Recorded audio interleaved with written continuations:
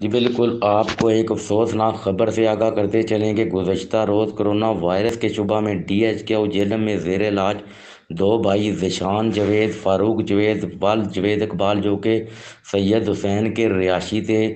بڑے ہی افسوس کے ساتھ آپ کو یہ خبر دی جا رہی ہے کہ آج دونوں بھائی انتقال کر گئے ہیں۔ لواحقین کے مطابق دونوں بھائیوں کی کرونا رپورٹ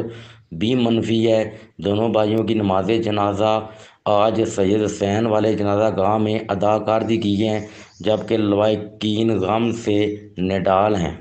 جبکہ ذرائع کا یہ بھی کہنا ہے کہ ذیشان جاوید، جس کو گزشتہ دنوں گلے کی انفیکشن ہوئی اور ایک وہ پرائیویٹ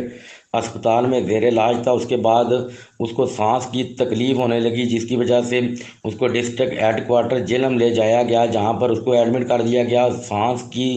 تکلیف زیادہ ہونے کی وجہ سے اس کو ICU میں بھی رکھا گیا۔ ذیشان جاوید کی حالت جب بگڑنے لگی تو اس کا بھائی فاروق جاوید جو کہ لاہور میں محنت مزدوری کی غرض سے گیا ہوا تھا، اس کو اطلاع دی، جس پر فاروق جاوید ڈسٹرکٹ ہیڈ کوارٹر پہنچا اور اپنے بھائی کی حالت دیکھ نہ سکا اور ہاسپٹل میں ہی بے ہوش ہو گیا اور اس کو بھی اسپتال میں ہی ایڈمٹ کر دیا گیا، جس کے باعث یہ بھی بتایا جا رہا ہے کہ ذیشان جاوید کو سانس کی پرابلم جو تھی، وہ دمے کی پرابلم ان کے خاندان میں گزشتہ عرصے سے ہے، جس کی وجہ سے اس کے ماں باپ بھی اسی بیماری کی وجہ سے انتقال کر چکے تھے، اور وہی بیماری ذیشان جاوید اور فاروق جاوید کو بھی تھی، جس کی وجہ سے آج ان کی ڈیتھ ہوئی ہے۔ دونوں بھائیوں کی موت سوالیہ نشان بن کر رہ گئی ہے۔ اہل علاقہ کا کہنا تھا کہ دونوں بھائیوں کی کرونا رپورٹ منفی آنے کے باوجود ان کی موت کیسے واقع ہوئی، جبکہ